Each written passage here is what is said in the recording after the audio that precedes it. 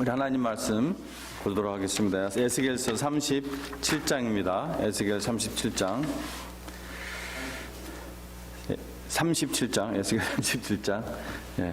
말씀을 읽어가면서 전체를 볼 계획이기 때문에 말씀을 읽어가면서 말씀을 보도록 설교를 하도록 하겠습니다. 자, 먼저 1절부터 14절은 여러분이 너무나 잘 아는 그 마른 뼈 환상입니다. 하여튼 많이 들어보셨죠? 마른 뼈 환상에 대한 얘기는 우리 찬양에도 나오고 하는 건데요. 먼저 우리 1절부터 10절까지의 말씀을 한번 같이 또 읽어보도록 하겠습니다. 우리 말씀을 같이 교독하도록 하겠습니다. 1절부터 10절까지. 여호와께서 권능으로 내게 임재하시고 그의 영으로 나를 데리고 가서 골짜기 가운데 두셨는데 거기 뼈가 가득하더라.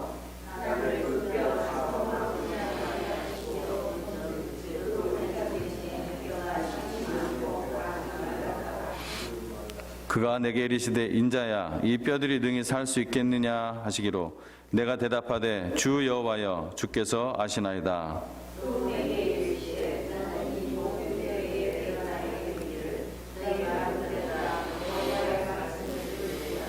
주 여호와께서 이 뼈들에게 이같이 말씀하시기를 내가 생기를 너희에게 들어가게 하리니 너희가 살아나리라.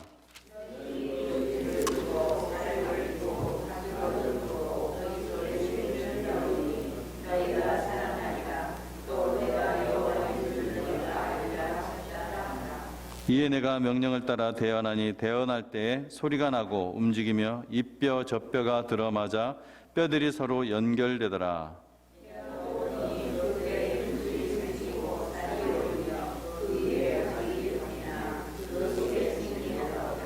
또 내게 이르시되 인자야 너는 생기를 향하여 대언하라. 생기에게 대언하여 이르기를 주 여호와께서 같이 말씀하시기를 생기야 사방에서부터 와서 이 죽음을 당한 자에게 불어서 살아나게 하라 하셨다 하라.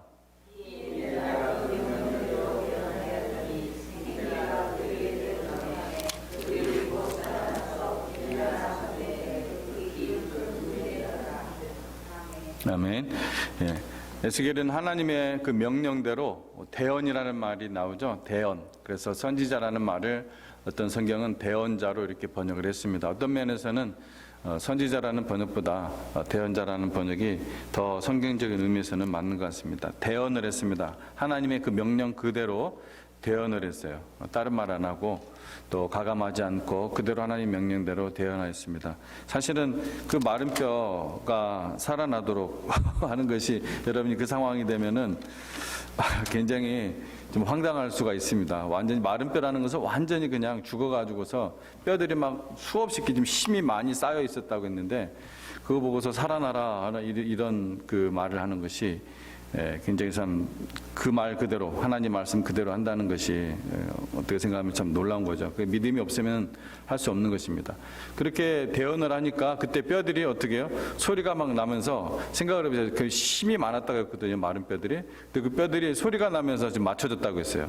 어떤 소리가 났을까요? 막 툭툭툭툭 하면서 막 이게 막 뼈들이 막 서로 막 맞는 거예요. 그러니까 뭐 어디 자기 곳곳에 하여튼 뭐 제가 해부학을 못 해봐서 예, 하여튼 그 탁탁탁 맞아가지고서 그 다음에 이제 뭐예요? 힘줄이 생기고 예, 좀 징그러웠을 것 같아요, 그죠? 뼈 갑자기 힘줄이 생기고 그 다음에 이제 살이 생기고 그 다음에 가죽이 딱 생기는 거예요.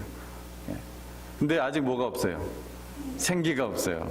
그 생기가 없으니까 하나님 말씀을 대언해서 생기야 사방에서 불어와서 이 죽은 것들을 살리라 이렇게 하니까. 정말 그 광경을 한번 생각해 보세요.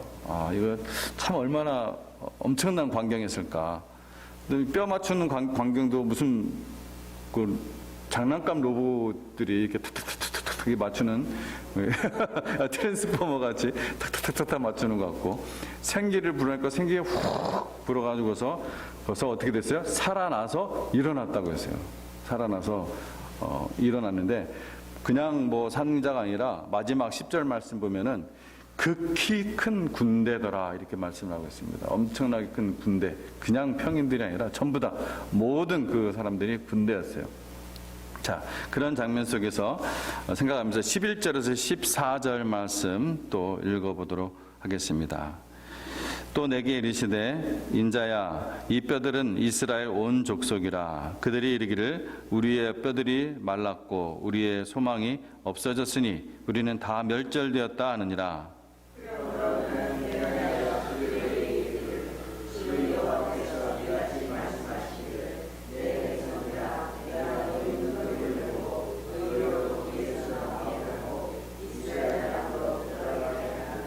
내 백성들아 내가 너희 무덤을 열고 너희로 거기에서 나오게 한즉 너희는 내가 여호와인 줄을 알리라.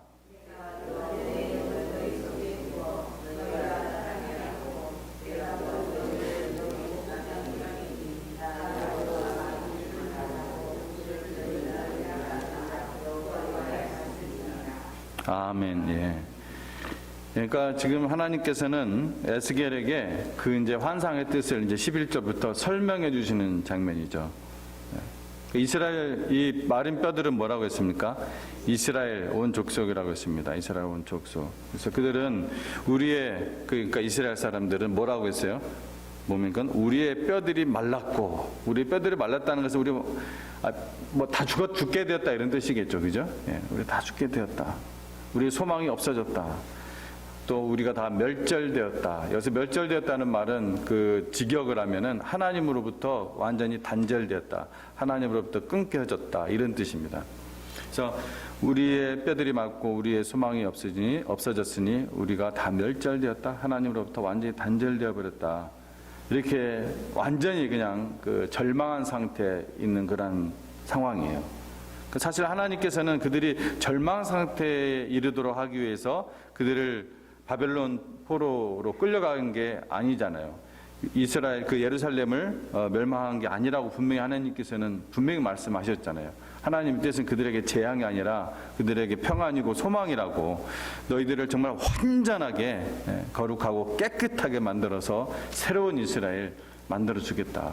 새 마음을 주겠다. 이런 말씀을 사실은 그들이 포로로 끌려가기 전에 예레미야 선지자를 통해서도 말씀하시고 여러 선지자들을 통해서도 말씀을 하셨습니다. 근데 그들은 그 하나님의 말씀을 현실 속에서 말씀과 현실이 부딪힐 때, 현실이 아직 그런 상황이 되지 않을 때 믿음에 흔들리는 거죠. 말씀을 기억하고 계속 말씀을 붙잡지 않으면은 어쩔 수 없습니다. 계속해서 그 현실 속에서 우리는 파묻히게 되고 절망하게 됩니다.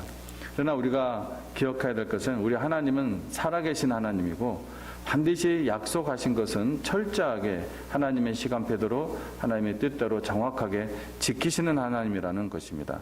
그리고 하나님의 눈은 궁극적으로 이 땅에 있는 것이 아니라 바로 하나님의 나라에 있는 것이고, 궁극적으로 우리가 정말 더욱더 큰 믿음 안에서 예수 그리스도의 그 모습을 닮아가는 것이기 때문에 사역 면에서도, 그러니까 우리가 일하는 면에서도 예수님을 닮아가고 성령의 은사적인 측면이죠. 그리고 우리가 예수 인격 면에서도 예수님의 성품을 닮아가는 성령의 열매적인 측면이죠. 그런 부분에 있어서 우리가 계속해서 하나님께서 우리를 그렇게 만들어 나가는 것이 사실 궁극적인 목적이죠. 하나님의 이 섬세한 그 터치, 이 계획을 우리가 믿어야 될 줄로 믿습니다. 그래서 하나님께서는 에스겔에게 이스라엘 백성들에게 대언하라고 또 말씀을 하십니다. 내 백성들아, 뭐라고요? 내 백성들아, 내가 무덤을 열고 들어간다고 했어요. 내가 무덤을 열고 너희로 거기서 나오게 하고 이스라엘 땅으로 들어가게 하겠다. 나오게만 하신 게 아니라 아주 구체적으로 지금 얘기하시는 거예요. 누가 들어간다고요? 하나님이, 여호와 하나님께서 친히 무덤을 열고 들어가서 너희 그 무덤에서 나오게 하고, 그리고 나오게 한다면 어떻게 한다고요?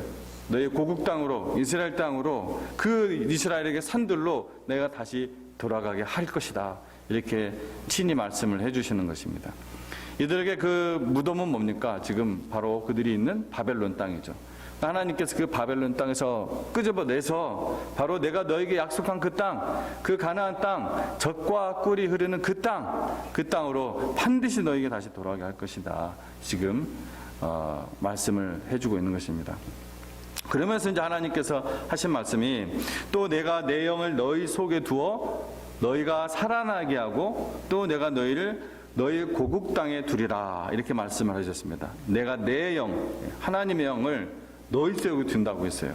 예레미야 선지자를 통해서도 이것을 비슷하게 예레미야 31장 속에서 예언을 해주셨죠. 약속을 해주셨죠. 근데 에스겔에서는 좀 더 구체적으로, 왜냐하면 그만큼 시간이 더 흘렀죠. 이제 더 구체적으로 내가 내 영을 너희 속에 두겠다.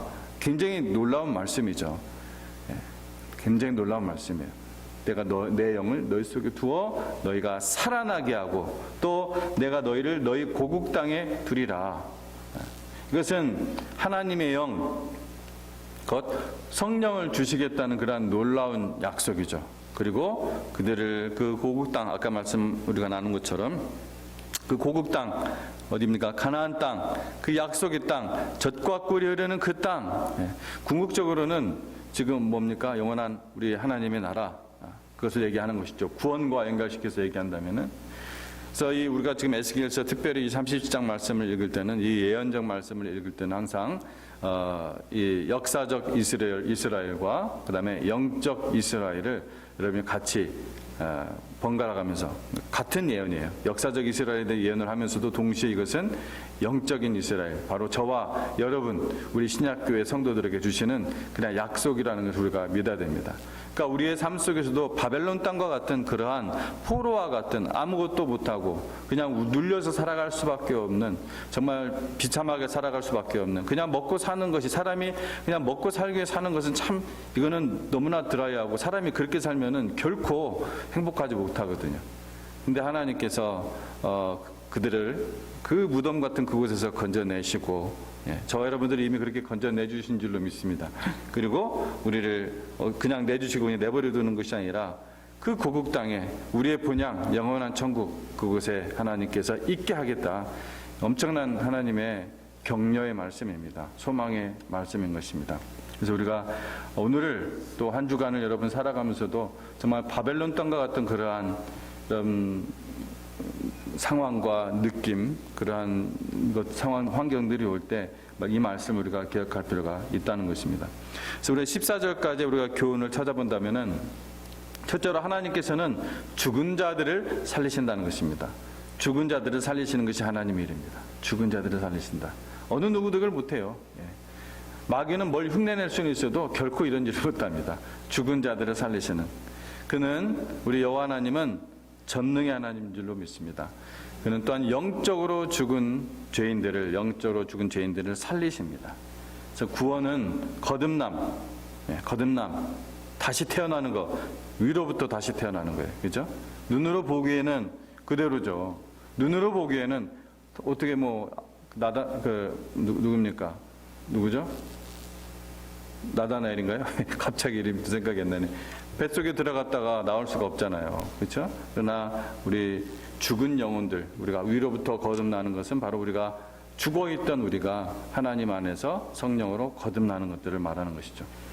첫째 교훈은 뭡니까? 하나님께서는 죽은 자들을 살리신다. 둘째로, 하나님께서는 이 죽은 자들을 살리시는 일을 니고데모. 하나님께서는 죽은 자들을 살리시는, 왜 아무 말씀도 안 하세요? 여러분도 기억 안 나셨군요. 하나님께서는 죽은 자들을 살리시는 일을 바로 성령을 통해서, 성령을 보내서 하신다는 것입니다. 마른 뼈를 생기는 바로 성령이죠. 구원은 성령의 사역입니다. 그래서 성령께서는 죽은 영혼들을 다시 살리십니다. 사람은 곧 이 물, 성령으로 거듭납니다. 물, 곧 성령. 예수님이 요한복음 3장에서 말씀하셨죠. 예수께서 대답하시되 진실로 진실로 아멘 아멘 내가 너희에게 이르노니 사람이 물과 성령, 물 곧 성령으로 나지 아니하면 하나님의 나라를 볼 수 없다. 여러분, 성령으로 거듭나셨습니까? 성령에 의해 우리가 성령으로 거듭나는 것입니다. 말씀을 듣고 우리가 거듭나는 것은 오직 성령님께서 하시는 일인 줄로 믿습니다. 근데요, 성령님이 주시는 구원은 우리를 그냥 살리는 게 아니에요. 그냥 살리는 정도가 아닙니다. 성령님께서 하시는 일은 우리를 죽었던 우리를 살리실 뿐만 아니라 우리를 새롭게 하십니다. 새롭게.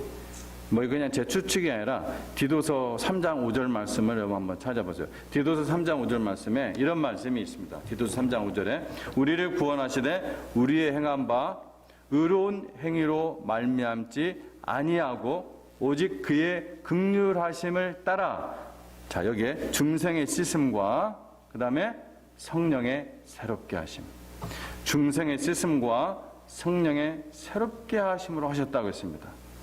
성령의 새롭게. 자, 여러분의 영혼은 지금 어떻습니까? 내가 거듭났을 때는, 내가 하나님의 자녀가 되었을 때는 그 기쁨과 감동이 충만했는데, 그 구원의 확신이 있었을 때 충만했는데, 지금은 어떠시냐고요? 여러분 이 한 주간의 삶은 어떠십니까? 여러분 요즘 여러분의 영혼은 어떠십니까? 그걸 묻는 것입니다. 혹시 영적으로 메말라 있지는 않습니까? 영적으로 메말라 있으면은 메마른 말밖에 나오지 않습니다. 우리가 주님이 주시는 그 기쁨의 샘물을 우리가 끌어올리기 위해서는, 우리가 신앙생활은 기쁨이거든요. 항상 기뻐하는 거예요. 우리가 주님이 주시는 그 기쁨의 샘물을 끌어올리는 방법은 뭘까요? 딴 거 없습니다. 우리가 믿음의 뿌리를 말씀에 내리는 거예요. 깊숙이 내리는 것입니다. 아무리 메마른 광야라도 우리가 그 말씀의 뿌리를 깊숙이 내리면은, 우리 믿음의 뿌리를 말씀에 내리면은 거기서부터 예수님께서 주시는 그 기쁨의 샘물을 우리가 퍼올릴 수가 있는 거예요. 여러분 정말 메마른 광야 같은 그런 세상을 때로 우리가 보기도 하고, 또 그러한 광야를 우리가 지나갈 때도 있습니다. 우리가 그럴 때일수록 더욱더 우리의 믿음의 뿌리를 우리가 말씀에 우리 주님께 쭉 내릴 때 여러분 기쁨의 생수가 여러분에게 넘칠 줄로 믿습니다. 여러분 사람은 특별히 우리 그리스도인은 매일 우리가 주님과의 교제를 통해서 얻는 그런 감동을 놓쳐서는 안 돼요. 매일 주님과 교제하는 것을 통해서 얻는 그 감동을 놓쳐서는 안 돼요. 정말 그렇습니다. 우리가 이 말씀에 뿌리를 내려서 주님께로부터 얻는 그 기쁨, 이 감동, 이거를 우리가 날마다 누릴 때 우리의 영혼이 새로워지는 것입니다. 이것이 성령님께서 하시는 일이에요. 성령님께서. 내가 새로워져야지 이런 결심도 중요하지만 그걸로는 결코 되지 않습니다. 여러분 그래서 예수님께서 뭐라고 하셨습니까? 구하는 자에게 성령을 주시지 않겠느냐. 비단 이것은 너 구원받아라 이런 말씀이 아니죠. 우리가 이미 주님의 제자된 사람들도 우리가 계속해서 뭘 구해야 돼요? 성령을 구해야 됩니다. 우리가 성령을 구한다는 것이 어떤 신비한 무엇을 구하라는 것이 아니라 바로 성령의 충만, 성령님을 통해서 얻을 수 있는 이런 모든 것들이 있기 때문에 우리 삶의 모든 동력이, 우리 인생의 모든 것들이 여기에 다 있기 때문에 우리가 성령을 구해야 됩니다. 여러분 성령을 구하시기 바랍니다. 성령님 그것을 믿고 우리가 순종해야 돼요. 이것을 머릿속으로만 그냥 이렇게 듣고 말아버리면 아무런 의미가 없어요. 구하는 자에게 성령을 주시지 않겠느냐 이렇게 예수님이 얘기하셨는데 네 하고 또 말아버리면 뭔 소용이 있어요. 그것을 믿고 우리가 성령을 구해야 되잖아요. 구해야 돼요. 성령을 꼭 구하시기 바랍니다. 그래서 여러분이 우리 주님으로 인한 감동을 웬만하면 날마다 누리시기 바랍니다. 실제로 14절까지 우리 교회는 이 하나님께서는 이스라엘을 극히 큰 군대가 되게 하신다고 했습니다. 그렇죠? 영적 이스라엘은 신약교회죠. 바로 영적 이스라엘은 이 신약교회는 극히 큰 군대를 이룰 것입니다. 근데 여기서 극히 큰 군대라는 것은 현세적인 숫자나 현세적인 파워 같은 그런 능력을 말하는 것이 아니죠. 아니겠죠, 당연히. 다시 한번요. 극히 군대라는 것은 우리가 현세적인 숫자, 우리 교회가 작은 교회도 아니지만 큰 교회도 아니란 말이에요. 애매한 사이즈란 말이에요. 그렇죠? 이게 극히 큰 군대예요. 교회를 다 더하면 큰 군대다. 그렇게만 하면 말이 좀 될지 모르겠지만 그래도 전체 세계 인구에 비하면은 그렇게 큰 군대는 아니거든요. 정말 좁은 길이고 좁은 문이기 때문에 가는 사람이 좀 적어요. 그럼 이건 뭐냐면은 하나님께서는 이 성전 건축에 관하여서 스가랴 선지자에게 말씀할 때 이런 말씀을 하셨습니다. 만군의 여호와께서 말씀하시되 힘으로 이는 힘으로 되지 아니하며 능력으로도 되지 아니하며 오직 내 영으로 된다고 했습니다. 그렇죠? 힘으로도 되지 아니하고 능력으로 되지 아니하고 오직 뭘로? 내 영으로. 뭐예요? 성령으로 된다 말씀을 하셨던 것입니다. 스가랴 4장 6절 말씀입니다. 또 예수님께서 뭐라고 했어요? 내가 내 교회를 세우려니 음부의 권세가 이기지 못한다. 내가 내 교회를 세우는데 음부의 권세가 이기지 못한다. 계속해서 군사적인 측면에서의 말씀을 하고 있는 것이죠. 영적 전쟁에 있어서. 그래서 종말론적으로 즉 주님께서 다시 재림하실 때는 각 나라와 요한계시록 말씀에 그런 말씀이 나오죠. 각 나라와 족속과 백성과 방언. 이건 뭡니까? 이거는 역사적 그리고 지리적 그런 모든 지역 교회들이 이제는 아무라도 능히 셀 수 없는 큰 무리가 될 것이다. 그 말씀입니다. 그때. 그래서 우리는 뭐예요? 이 말씀을, 이 교훈은 우리의 삶으로 무엇이 되어서 하나님의 군대가 되어서 우리가 영적 승리, 하나님의 교회를 위해서 싸워야 되는 그러한 군인인 줄로 믿습니다. 자, 15절에서 28절 말씀 마저 보도록 하겠습니다. 먼저 15절에서 22절까지의 말씀을 보도록 하겠습니다. 여호와의 말씀이 또 내게 임하여 이르시되 인자야 너는 막대기 하나를 가져다가 그 위에 유다와 그 짝 이스라엘 제가 다 읽어버렸네요. 여러분 16절 읽으세요. 예.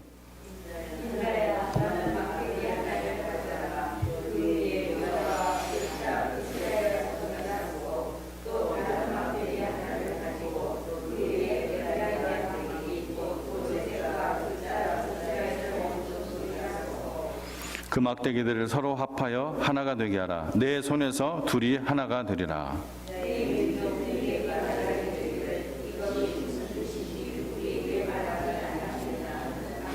너는 곧 이르기를 주 여호와께서 같이 말씀하시기를 내가 에브라임의 손에 있는 바 요셉과 그 짝 이스라엘 지파들의 막대기를 가져다가 유다의 막대기에 붙여서 한 막대기가 되게 한즉 내 손에서 하나가 되리라 하셨다 하고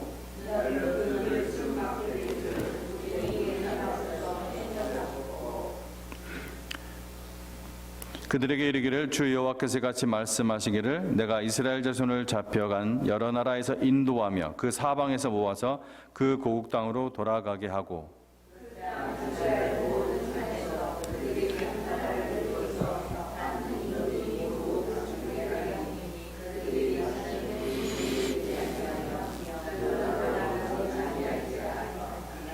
아멘. 이것은 복잡하게 이렇게 얘기했지만 하나님께서 시청각 교재로 이렇게 나무 짝대기 갖다가 이렇게 붙여봐라 이런 얘기 말씀하셨지만 쉽게 얘기하면 뭐예요? 북방 이스라엘과 남방 유다가 이제 하나님의 손으로 너희는 안 되지만 너희 힘으로는 안 되지만 우리 남북 통일도 우리 힘으로 되는 게 아니에요. 하나님이 힘으로 되는 것입니다. 정치적으로 되는 것도 아니고 어떤 수단으로 되는 것이 아닙니다. 그래서 북방 이스라엘과 남방 유다가 하나님의 손으로 하나가 될 것을 말씀하시는 거예요. 그래서 하나님께서는 이스라엘 자손이 포로로 잡혀간 그 열국에서 다 그들을 이렇게 취해서 사면에서 모아서 그 고국 땅으로 돌아오게 하신다는 것이죠. 유다는 바벨론을 망했고 북이스라엘은 어디에 망했어요? 아수르에 망했잖아요. 그러니까 지금 바벨론에만 있는 너희뿐만 아니라 에브라임 그 지파들, 에브라임을 대표로 하는 지파들로 10지파가 모여서 북이스라엘을 만들었잖아요. 그렇죠? 그 다 이 고국 땅으로 돌아오게 해서 그 땅 이스라엘들의 산에서 그들로 한 나라를 만들어 한 왕이 다스리게 할 것이다. 한 왕이 다스리게 할 것이다. 한 프레지던트가 아니라 한 수상이 아니라 한 왕이 다스리게 할 것이다. 그래서 다시는 두 나라로 나누지 않을 것이다. 우리가 이런 말씀을 통해서 뭘 알 수가 있어요? 이것은 종말론적인 예언이죠. 종말론적인. 그래서 23절 말씀 보도록 하겠습니다. 23절 말씀 같이 읽어보도록 하겠습니다. 시작. 그들이 그 우상들과 가증한 물건과 그 모든 죄악으로 더 이상 자신들을 더럽히지 아니하리라. 내가 그들을 범죄한 모든 처소에서 구원하여 정결하게 한즉 그들은 내 백성이 되고 나는 그들의 하나님이 되리라. 하나님 이 말씀 참 좋아하세요. 그들은 내 백성이 되고 나는 그들의 하나님이 되리라. 하나님께서 이스라엘 백성과 출애굽 하신 다음에 호렙산에서 시내산에서 그 언약을 맺으실 때도 이 말씀을 하셨죠. 네, 네.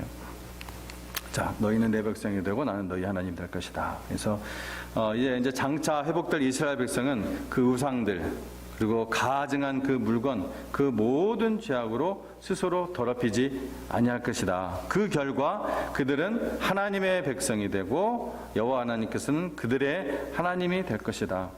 자, 그것이 바로 구원으로 회복된 하나님과 그 백성과의 바른 관계인 것입니다. 그것이 바로 지금 우리와 하나님과의 바른 관계인 거예요. 우리는 하나님의 백성, 즉 하나님의 법대로, 하나님 나라의 법대로 하나님께 영광을 돌리고 하나님이 기쁘게 하는, 하나님을 섬기는 왕이십니다. 우리는 그 하나님의 백성이 되고 하나님께서는 바로 우리의 하나님이 된다는 것입니다. 자, 24절 25절까지만 우리가 함께 또 보도록 하겠습니다. 24절 25절 말씀. 내 종 다윗이 그들의 왕이 되리니 그들 모두에게 한 목자가 있을 것이라. 그들이 내 규례를 준수하고 내 율례를 지켜 행하며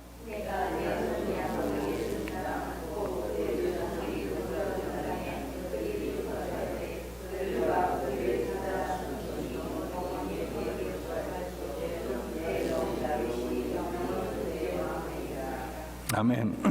그래서 하나님께서는 그의 종 다윗이 그들의 왕이 되고 그들에게 한 목자가 있을 것이다.